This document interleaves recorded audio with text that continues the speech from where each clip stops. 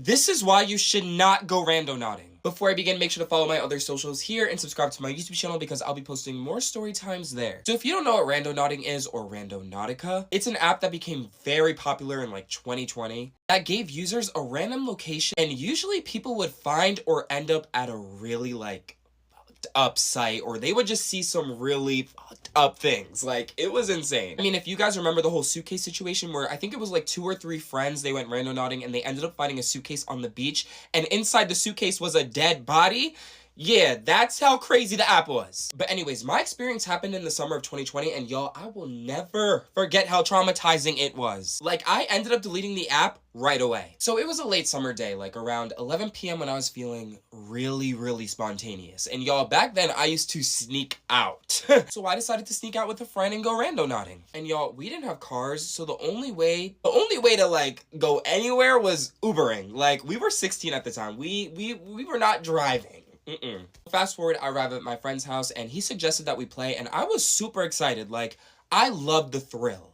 I don't know, I just really love crazy things like this. I remember we opened the app, we got our location, and it ended up being the woods that were only a few blocks away from his house. So lucky for us, it wasn't anything far because once again, we couldn't drive, we could only Uber, and if we were in danger, we would not be here. So because we were able to walk, I mean, that was perfect. So when we arrived at the woods, we began to follow the app, and we both were led deep into the woods. Like, I'm talking deep. Now, keep in mind, my friend has been through these woods before. So he was kind of familiar, but where the app was leading us, it was completely new to him. I still remember the look on his face when we kept making these random turns and eventually ended up in some like weird open area space that was like part of the woods where a cabin stood with windows broken, all boarded up, and even the door was like hanging off its hinges. It literally felt like we were in the plot of Hansel and Gretel. So the app told us to continue forward, and that's exactly what we did. We kept walking until we were in front of this abandoned cabin. And that's where the location ended. That's where it led us. Now listen, any normal human being would have went home right after that. But us being the daredevils that we are, we decided that it would be a great idea to go inside. I remember standing in front of the door and getting this insane chill down my spine. It was like my body knew that there was danger lurking, and before I knew it, my friend decided to reach out his hand and push on the door. I'm telling you, as soon as that door opened, we both heard this like faint whisper coming from inside. It almost sounded like someone was calling out for help, as if they were trapped or something.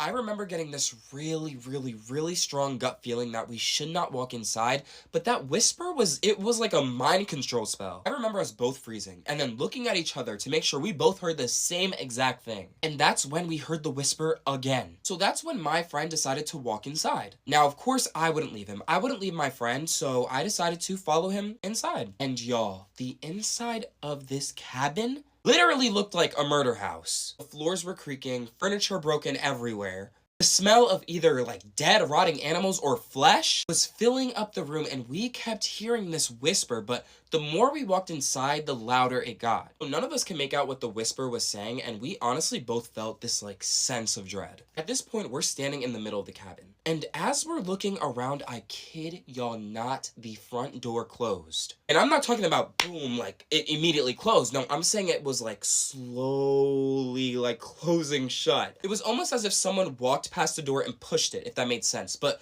to the point where it was going slow. When we started walking towards the door, I remember getting this really like cold sensation, and that's when I felt a hand grip my shoulder. I remember screaming so loud, which startled my friend, and we both booked it. And I mean, kicked down the door and everything. Not once did we look back to see what touched me, and y'all, we were screaming the whole way back. Like, I've never ran so fast in my life, and I'm honestly surprised nobody called the cops from us screaming because we were loud. And what was crazy was that my friend and I decided to go back into the woods a few days later while, the sun was out to try and find that cabin, but it was nowhere to be found. Like, I'm telling you, we traced our steps and everything, but we couldn't find that open field with the cabin. I just wonder what or who touched me and what would have happened if we did not run. I'm telling y'all, don't get Randonautica.